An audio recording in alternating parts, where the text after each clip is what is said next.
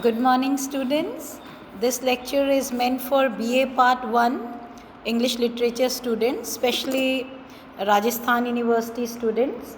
And this particular sonnet which I will be dealing today, Shall I Compare Thee to a Summer's Day, written by William Shakespeare, is particularly prescribed in your first paper, that is Poetry and Drama, BA Part 1's first paper.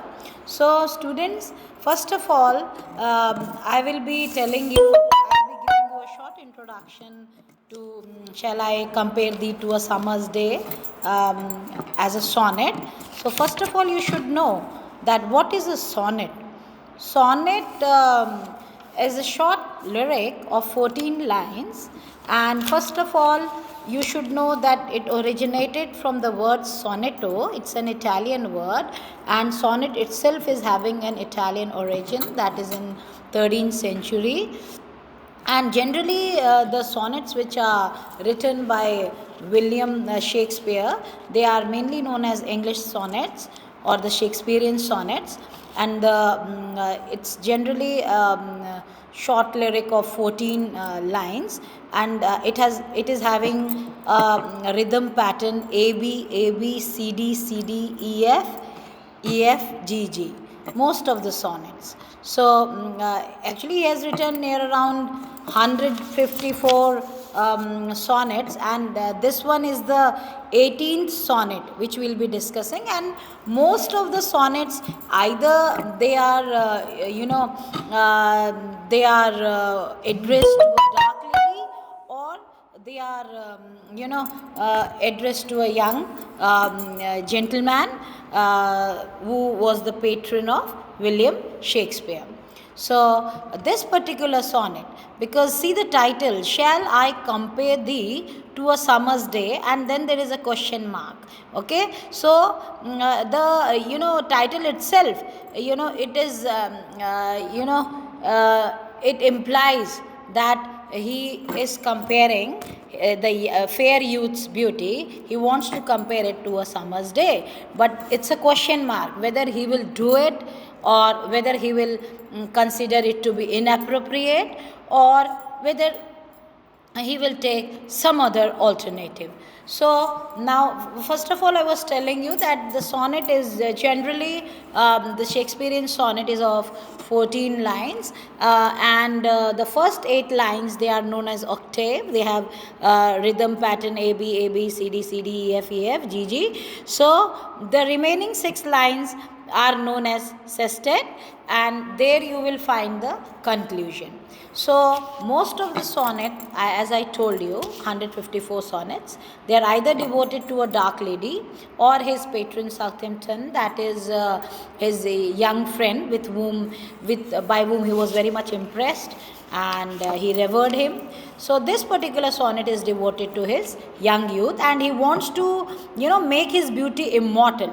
But then he finds that everything in nature that is beautiful, it has an end. Suppose there is a beautiful rose, so even that is going to, within a few days, that is going to wither away.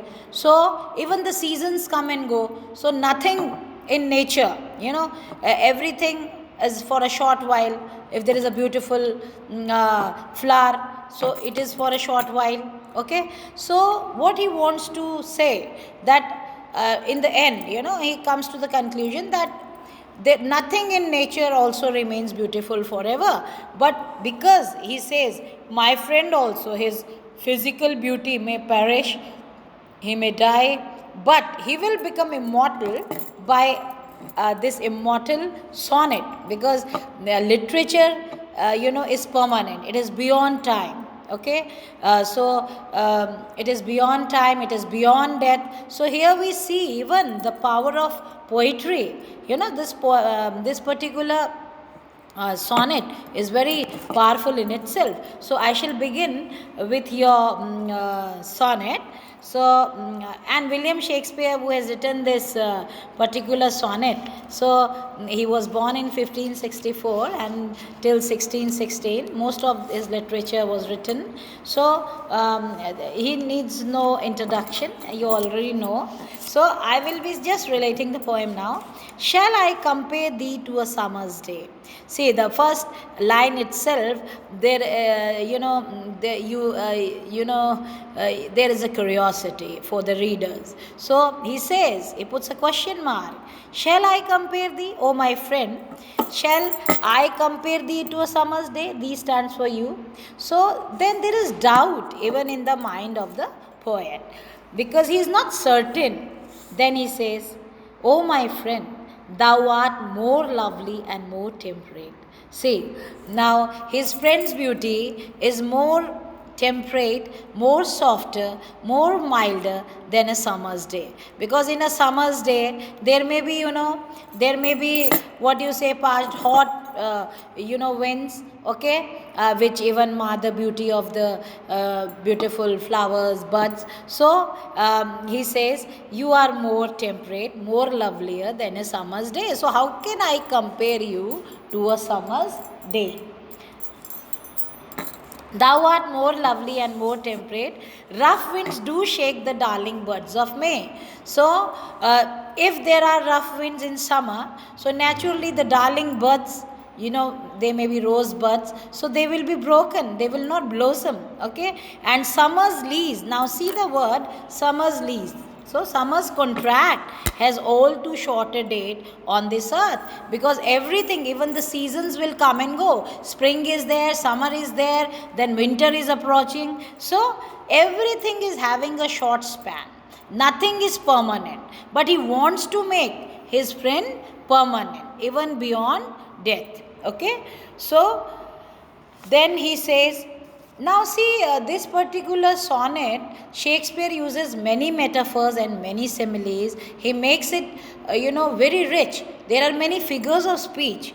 Sometimes too hot. Now here, too hot, here the intensity of the sun. But see the metaphor, how it is used. Sometime too hard, the eye of heaven shines. Now, eye of heaven stands a metaphor for the sun. In summer season, the sun will be too hot, it will be giving lot of light, you cannot see it, completely. So, sometime too hot, the eye of heaven shines, and often is his gold complexion dim. Then sun is also being personified, though it is having a beautiful golden complexion, but again, the golden complexion can be dimmed. There may be clouds which will cover it. Okay, so even sun's beauty is not certain, it's for a short while. So why should I compare my friend's beauty to a summer's day? Because I want to make my friend's beauty immortal.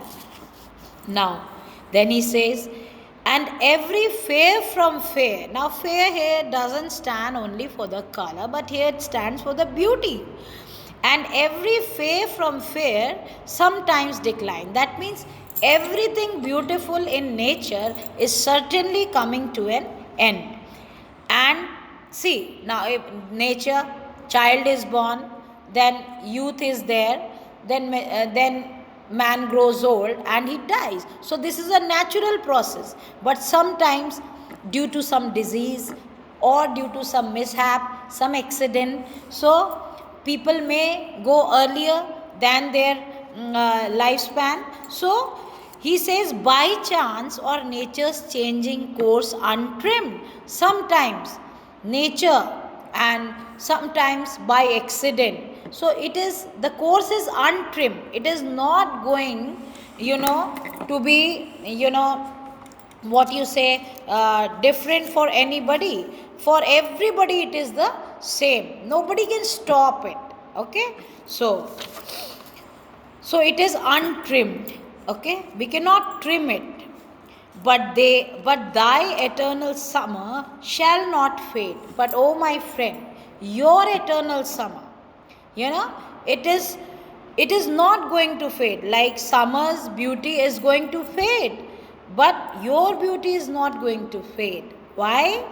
you nor lose possession of that fair thou owest. O my friend, your beauty, the sun's beauty, I'm not sure, but your beauty is going to be permanent, forever the same, because sun's complexion may be dimmed for a short while, but you are going to shine ever, eternal in my lines.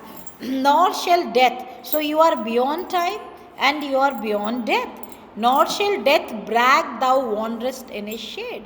Yes, death generally is associated with shade, dark color, black. So, even death is not being very powerful in front of my friend's beauty. Okay? So, when in eternal lines, so here lies the gist. Eternal lines, these are the eternal lines. This sonnet has become eternal, okay, written in the 16th century till 21st century.